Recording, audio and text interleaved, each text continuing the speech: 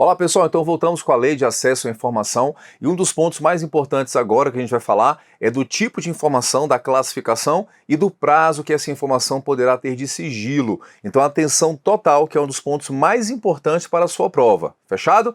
Então na tela aí, vamos lá com a gente, produção? Então, da classificação da informação quanto ao grau e prazos de sigilo. Então a lei vai dizer, e isso aqui é um artigo muito bom para formular uma questão aí de múltipla escolha, uma questão de certo ou errado, que é uma questão que lista quais são as informações que são consideradas imprescindíveis à segurança da sociedade ou do Estado e, portanto, passíveis de classificação as informações cuja divulgação ou acesso restrito possa pôr em risco a defesa e a soberania nacionais ou a integridade do território nacional. Então, informações que possam pôr em risco a defesa e a soberania nacionais ou a integridade do território nacional, isso pode, no caso, ser classificado como informação ultra secreta, secreta ou então, a depender do caso, reservada. Então, se a informação tiver esse teor aqui, ela poderá sofrer classificação pela autoridade competente.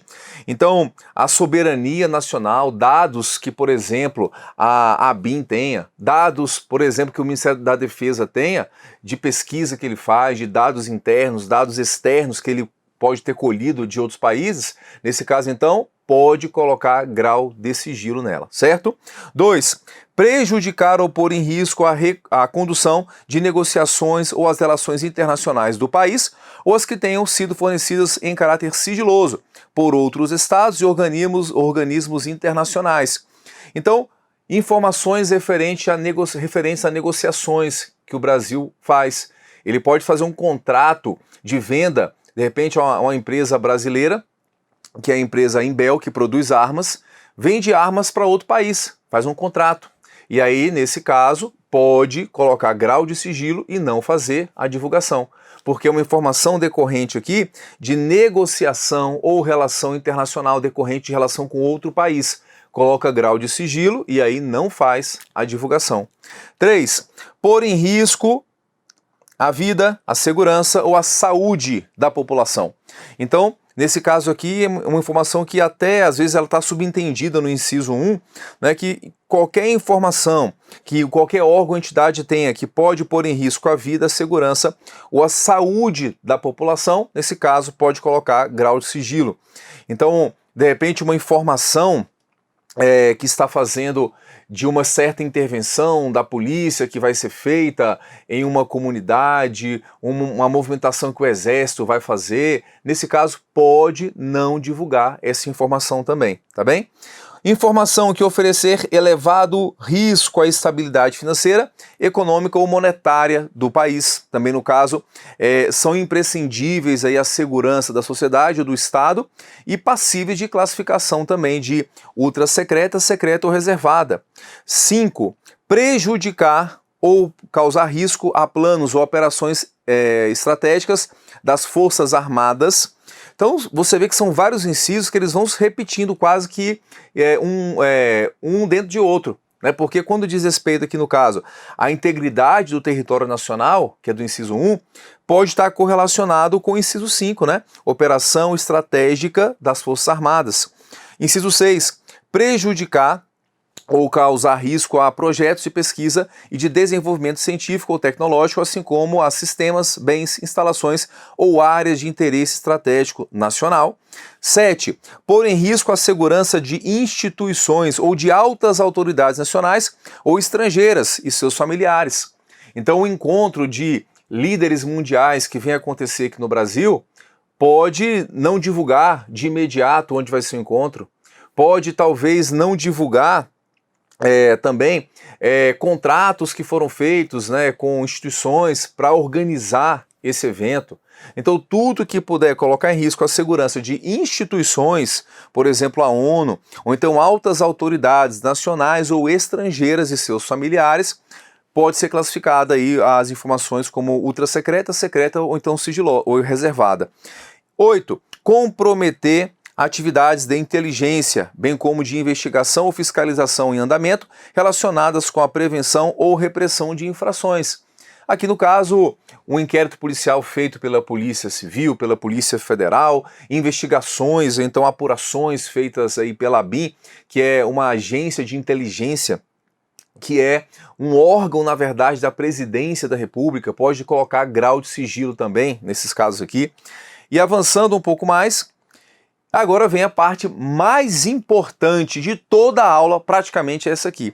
Então atenção agora, você, atenção total, que aqui tem questão de prova. Então qual que é o tipo de classificação que é possível colocar nas informações? Ultra secreta pelo prazo de 25 anos, secreta pelo prazo de 15 anos e reservada com grau de sigilo pelo prazo de 5 anos. Então olha só, vamos repetir? Ultra secreta, fala comigo, 25 anos. Secreta, 15 anos. Reservada, 5 anos. Ultra secreta, 25. Secreta, 15. Reservada, 5 anos. Pronto, falou 3 vezes, decorou, nunca mais você vai esquecer isso aqui. 25, 15 e 5 anos, tá bem? Olha só, observações importantes. Os prazos máximos de restrição de acesso à informação, conforme a classificação prevista, vigoram a partir da data da sua produção. E não, nesse caso aqui, a partir, no caso, né, da classificação feita. Então, os prazos máximos de restrição de acesso à informação, conforme a classificação, vigoram a partir da data da sua produção da informação, tá bem? Poderá ser estabelecida como termo final, como prazo final de restrição de acesso à ocorrência de determinado evento, desde que este ocorra antes do transcurso do prazo máximo da classificação.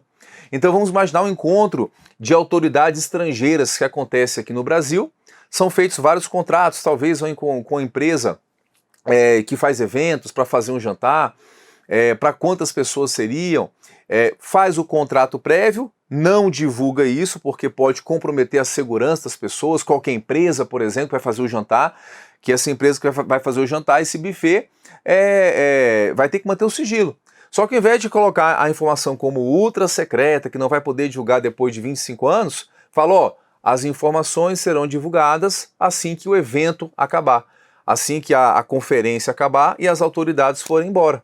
Entende? Para não ter que decretar um sigilo durante um prazo muito longo que não justificaria mais. Faz o sigilo prévio, né? Olha, eu coloco como reservada nesse caso aqui, mas até a data que o evento acabar, certo? 3. Transcorrido o prazo de classificação ou consumado o evento que define o seu termo final, o seu prazo final, a informação tornar-se-á automaticamente de acesso público. Então, cuidado com questões que as bancas podem fazer, dizendo que chegando o prazo final, ainda dependerá da manifestação da autoridade se ela vai prorrogar ou não. Não é assim. Chegou no prazo final estipulado, automaticamente ela vai ter acesso ao público, essa informação. É automático. Chegou no momento final, a informação passa a ter a sua publicidade total, tá bem? Vamos lá? Mais pontos importantes. Olha só. Informação do presidente da República, do vice, cônjuge e filhos são classificadas como reservadas. Olha só, as informações que puderem colocar em risco a segurança do presidente e vice-presidente da República e respectivos cônjuges e filhos serão classificadas como reservadas. Só que a informação reservada aqui, que vai ter um prazo diferente, e não aquele prazo da reservada que a gente viu agora há pouco, porque tem outra secreta e reservada. 25, 15 e 5 anos. Aqui é informação reservada, mas já com a data definida. Olha só, reservada e ficarão sob sigilo até o término do mandato em exercício ou do último mandato, em caso de reeleição. Então, qualquer informação do presidente, do vice, do cônjuge e filhos serão classificadas como reservadas e ficarão sob sigilo até terminar o mandato ou, em caso de reeleição, até o seu término, certo? O presidente, que foi presidente, Michel Temer, quando ele foi, no caso, colocado como presidente, Teve um jornalista que pediu informação de todas as pessoas que foram fazer visita a ele. E ele não divulgou e ele colocou, ó, essa informação aqui é reservada, não vai ser divulgada agora, porque no caso aqui pode pôr em risco, né, a minha própria vida, não vou divulgar. E não fez a divulgação alegando esse artigo, tá bem? Então, 2 peguinhas de prova que pode aparecer aqui. Grau de sigilo, será reservada a informação, reservada, e ainda, nesse caso aqui, é só do presidente, do vice, cônjuge e filhos. Não colocou de mais ninguém nessa mesma classificação. Ah, colocou também dos pais, dos netos? Não. Parente até 3º grau? Não. É presidente, vice, seu cônjuge e seus filhos e ponto final. Tá bem? Fechou? Vamos avançar, vem cá comigo, olha só. Outro ponto importante, competência para a classificação das informações, artigo 27. Então olha só, presta atenção aqui, presta atenção. Autoridades que podem classificar a informação como ultra secreta, qual que é o prazo? 25. Secreta, qual que é o prazo? 15. E reservada, 5 anos. Quem são as autoridades? O presidente da República, o vice-presidente, ministros de Estado e autoridades com as mesmas prerrogativas, comandantes da Marinha, do Exército e da Aeronáutica e chefes de missões diplomáticas e consulares permanentes no exterior. Então, todas essas autoridades podem decretar, podem classificar as informações como ultra secretas, secretas ou reservadas. Informação secreta e reservada. Quem pode assim classificar? Titular de autarquia, então, por exemplo, o presidente do INSS é o titular da entidade, de fundações governamentais, de empresa pública e sociedade de economia mista. Então, de repente, o presidente da Petrobras, que é uma economia mista, faz uma negociação internacional. Pode não divulgar aquela negociação, né, e classificar a informação tanto como reservada quanto secreta. Agora, ultra secreta, ele não tem essa atribuição, tá? É secreta e reservada. Informação como reservada. Autoridades que exerçam função de direção, comando ou chefia, de nível DAS, DAS 5 aqui, ó, que é o DAS mais alto que tem, tá bem? DAS no Poder Executivo vai DAS 1, DAS 2, DAS 3, DAS 4, DAS 5, que é o mais elevado. Ou cargo de direção superior, ou grupo de direção e assessoramento superiores, ou de hierarquia equivalente, de acordo com a regulamentação específica de cada órgão ou entidade.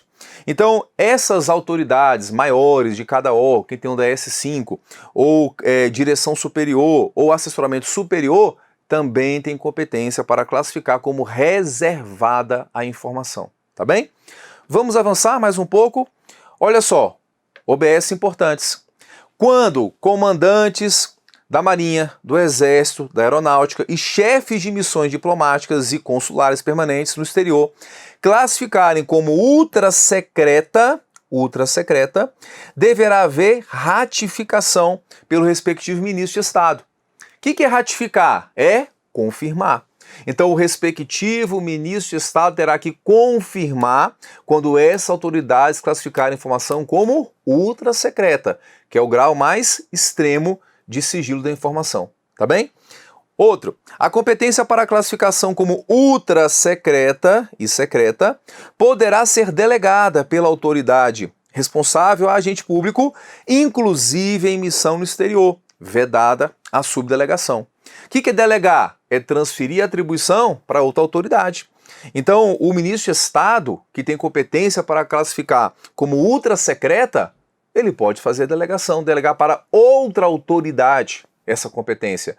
De repente, ele pode delegar para o ministro de Estado, substituto, o chefe de gabinete, alguma autoridade que ele possa fazer a delegação. E coloca, inclusive em missão no exterior.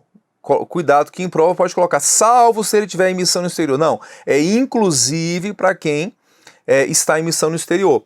Vedada a subdelegação. Ou seja, a autoridade que recebeu essa delegação não pode delegar para ninguém.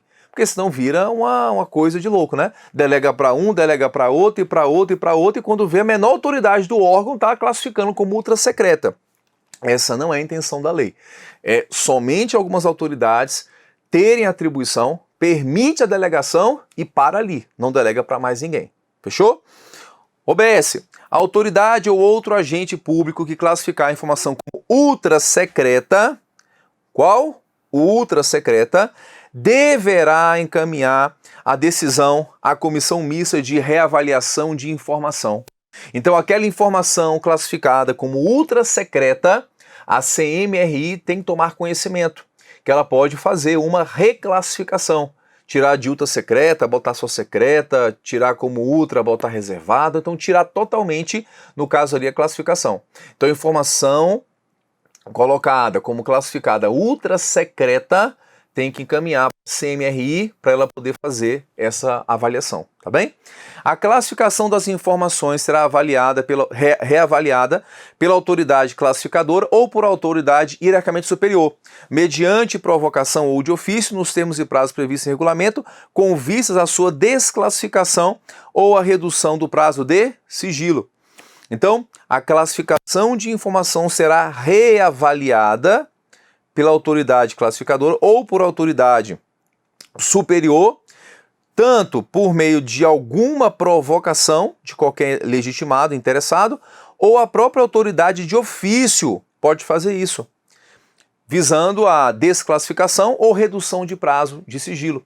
Então, uma autoridade superior foi provocada, ou até de ofício ela pode fazer isso, ela vai reclassificar a informação classificada pelo seu subordinado. Faz isso mediante provocação ou até de ofício ela pode fazer, tá bem? Olha só, das responsabilidades administrativas, condutas ilícitas referente aqui à classificação de informação. Olha só como que a lei fala. A lei fala assim: constituem condutas ilícitas que ensejam responsabilidade do agente público ou do militar recusar a fornecer a informação requerida nos termos dessa lei, retardar deliberadamente o seu fornecimento ou fornecê-la intencionalmente de forma incorreta, incompleta ou imprecisa. Você ali manipular as informações, nesse caso, recusar-se a fornecer, é conduta ilícita. E vocês vão ver qual que é a sanção que caberá para isso, tá bem? Utilizar indevidamente, bem como subtrair, destruir, inutilizar, desfigurar, alterar ou ocultar total ou parcialmente informação que se encontre sob sua guarda, ou a que tem acesso ou conhecimento em razão do exercício das atribuições de cargo, emprego ou da função pública. Então aqui é você também, de alguma forma, você manipular as informações, utiliza de forma indevida, subtrai uma parte, você destrói uma folha, por exemplo, inutiliza a parte dela, desfigura, altera de qualquer maneira, isso é ilícito também administrativo, tá bem? Agir com dolo ou má fé na análise das solicitações de acesso à informação. Então, se alguém faz um pedido para você, que é agente público, e você de má fé, você no caso aqui faz uma análise desse pedido, para indeferir o pedido que a pessoa fez, isso também constitui ilícito administrativo.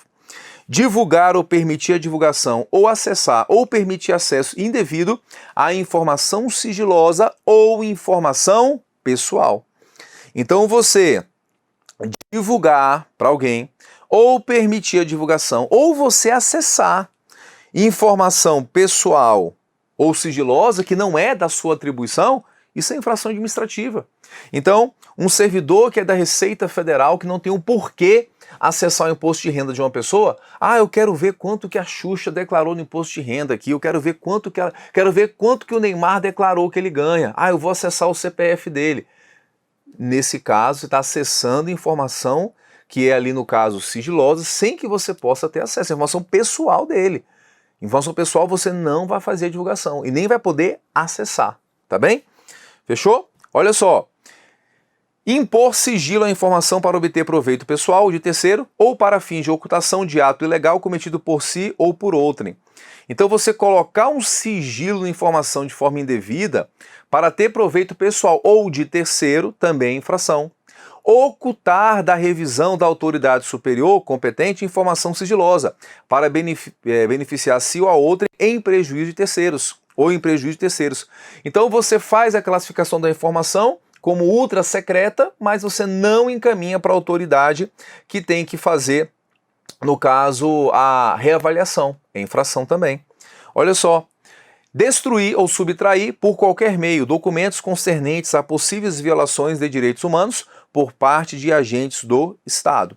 Então veja que tem aqui, ó, especialmente informação, documentos sobre direitos humanos, tá? Então cuidado em provas que tem essa matéria, dê uma atenção especial. Você destruir ou subtrair é infração administrativa. Não só esse documento, mas qualquer outro que tenha um grau de sigilo, ou seja, relevante para o órgão público. Natureza da infração. Olha só questão de prova. Para fim dos regulamentos disciplinares das Forças Armadas, transgressão militar média ou grave, segundo os critérios neles estabelecidos, desde que não seja tipificado como crime ou contravenção penal. Então, se for alguém que é das Forças Armadas, é transgressão média ou grave. E desde que não seja um crime, porque nós temos no Código Penal Militar vários crimes militares que são situações específicas. Então, se não for um crime militar, aquela conduta que você praticou, que se enquadra em dos incisos que a gente leu, é infração, no mínimo média ou grave, para aplicação de medida disciplinar contra o militar. Olha só em relação a servidor público da Lei 8.112, olha só. Para fins da Lei 8.112 e suas alterações, é infração administrativa que deverá ser apenada, no mínimo, com a pena de suspensão. Então, qualquer conduta dessa que a gente acabou de falar com você, não caberá nem advertência. É no mínimo suspensão e quem sabe até uma demissão, mas é no mínimo suspensão, tá bem? E olha só, pelas condutas escritas no caput, poderá o militar ou agente público responder também por improbidade administrativa, conforme prevê a Lei 1079 e a Lei de Improbidade, que é a Lei 8.429. Então aqui houve até uma utilização aqui equivocada dessa disposição. Por quê? Pelo fato de colocar o agente público pode responder por improbidade nos termos da Lei 1079 ou então nos termos da Lei de Improbidade, porque a Lei 1079 é a lei de crime de responsabilidade. Quem está na lei de crime de responsabilidade poderá responder por crime de responsabilidade e não por improbidade. São situações diferentes, tá? E nesse caso, quem responde por improbidade, está na Lei 8.429, responderá por improbidade. Então houve aqui não houve uma redação adequada da legislação, mas foi isso que foi utilizado. Se perguntar letra de lei, a gente marca na prova de acordo com a letra de lei, tá bem? Olha só, temos aqui natureza da infração, a gente viu quais são as sanções para servidores. E em se tratando de pessoas físicas, particulares e entidades privadas, quais são as sanções? Advertência, aqui pode ser de repente uma ONG que tem informação do Estado, uma ONG que trata ali, por exemplo, de auxiliar pessoas que foram torturadas durante a ditadura. Ela pode ter informação pessoal, informação sigilosa, quem sabe, né? Então pode ser a pessoa física ou então uma entidade, pode ter advertência, pode ter sanção de multa, rescisão do vínculo que tenha com o poder público, suspensão temporária de participar em licitação e impedimento de contratar com o poder público por prazo não superior, leia-se, por até 2 anos, e a sanção mais gravosa, declaração de inidoneidade para licitar ou contratar com o poder público até que seja promovida a sua reabilitação, perante a própria autoridade que aplicou a sanção. Reabilitação seria aqui ressarcir os prejuízos causados, isso que é fazer a reabilitação. E atenção que a penalidade de multa pode ser cumulada com as demais sanções. Eu posso ter advertência e multa, rescisão do vínculo com multa, suspensão e multa, declaração e multa. Caberá a multa ser acumulada com as demais, tá bem? Isso aqui é o que a gente falou da multa que cabe a acumulação e fala, a reabilitação do inciso 5 será autorizada somente quando o interessado efetivar o ressarcimento dos prejuízos causados. E a aplicação da sanção prevista no inciso 5, que é a declaração de inidoneidade, é de competência exclusiva da autoridade máxima do órgão ou da entidade pública, facultada à defesa do interessado no respectivo processo no prazo de 10 dias da abertura de vista ao interessado. Vem para cá, de vista ao interessado. Então, pessoal, a declaração de inidoneidade quem aplica é a autoridade máxima. Então, se eu estou dentro de um ministério, o ministro é a autoridade máxima, a competência exclusiva dele aplicar a sanção de declaração de inidoneidade. Está bem? Olha só, para quase finalizar, responsabilidade dos órgãos e entidades. Os órgãos e entidades públicas respondem diretamente pelos danos causados em decorrência da divulgação não autorizada ou utilização indevida de informação sigilosa ou informação pessoal, cabendo a apuração da responsabilidade funcional, nos casos de dolo ou culpa, assegurado o respectivo direito de regresso. Então aqui no caso é uma reparação por danos morais ou materiais. A responsabilidade, quando o agente faz a divulgação indevida, não é diretamente do agente, para fins de indenização, é do órgão ou da entidade pública. E nesse caso, a pessoa que teve um dano moral, um dano material, de repente divulgou que a pessoa respondeu a um PAD, processo disciplinar, e ela tinha problema com alcoolismo, isso foi divulgado, é informação pessoal. É pessoal a informação. Se algum servidor divulgou isso e causou um dano moral, um dano material a essa pessoa que teve a informação divulgada, nesse caso a pessoa entra com uma ação contra o Estado, contra a entidade, né? Então, se for um servidor da Receita, entra contra a União, que é, no caso aqui, o órgão Receita faz parte da União. Entra contra a União. A União é condenada, depois vai virar e vai dizer, olha gente, agora eu vou cobrar de você.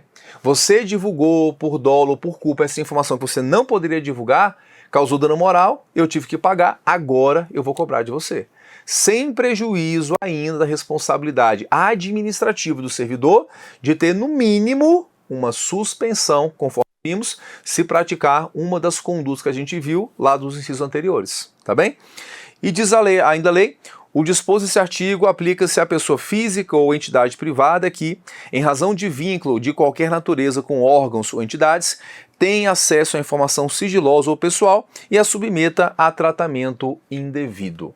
Certo, pessoal? Até aqui? Juntos até aqui? Então, para finalizar, disposições finais e transitórias da lei. É instituída a Comissão Mista de Reavaliação de Informações, que decidirá no âmbito da Administração Pública Federal sobre o tratamento e a classificação de informações sigilosas e terá competência para quê? Requisitar da autoridade que classificar a informação como ultra secreta e secreta, esclarecimento ou conteúdo parcial ou integral da informação. Então, a autoridade que classificou a informação como ultra secreta ou secreta, a CMRI pode fazer requisição de informação, requisição de explicações para saber o porquê que houve essa classificação, certo? Rever a classificação de informação ultra secreta ou secreta, tanto de ofício, quer dizer, sem provocação, ou mediante provocação de pessoa interessada. Então ela pode fazer essa revisão. Prorrogar o prazo de sigilo de informação classificado como ultra secreta, atenção a isso aqui, sempre por prazo determinado. Sempre por prazo determinado, enquanto o seu acesso ou divulgação puder ocasionar ameaça externa à soberania nacional ou à integridade do território nacional, ou grave risco às relações internacionais do país. Então, se tiver qualquer situação dessa aqui que a lei colocou, a CMRI pode prorrogar além dos 25 anos, mas sempre prorrogação por prazo determinado, uma informação que foi classificada como ultra secreta. Guarda essa aí, que é importante para a sua prova, tá bem? E olha só, o prazo no inciso 3 é limitado a uma única renovação, que é esse prazo aqui, tá bem? Ó? Então esse do inciso 3 pode prorrogar, mas apenas por mais uma renovação, ok? A revisão de ofício a que se refere o inciso 2 do parágrafo 1º deverá ocorrer no máximo a cada 4 anos, após a reavaliação prevista no artigo 39, quando se tratar de documento ultra secreto ou então secreto. Tá bem? E a não deliberação, a não decisão sobre a revisão pela CMRI implicará a desclassificação automática das informações. Então, a não deliberação, né, sobre a revisão de informações, nesse caso, implicará a desclassificação automática da informação. Então, aquela revisão que ela pode fazer de ofício deverá ocorrer, no máximo, a cada 4 anos, após a reavaliação do artigo 39, quando se tratar de documento ultrasecreto ou secreto. E a não decisão sobre a revisão, nesse caso, implicará a desclassificação automática das informações, ou seja, ela será automaticamente desclassificada e terá acesso ao público se ela não fizer a deliberação sobre essa revisão. Fechado, meus queridos? Então, olha só, vem para cá, a gente finaliza agora a lei, só com mais um ponto que é importante, ó. Revogam-se a lei 11.111, 2005, e os artigos 22 a 24 da lei 8159 de 91, que eram as antigas leis que tratavam sobre acesso à informação, foram revogadas. Então a gente finaliza aqui e até um próximo encontro com mais direito administrativo. Até lá!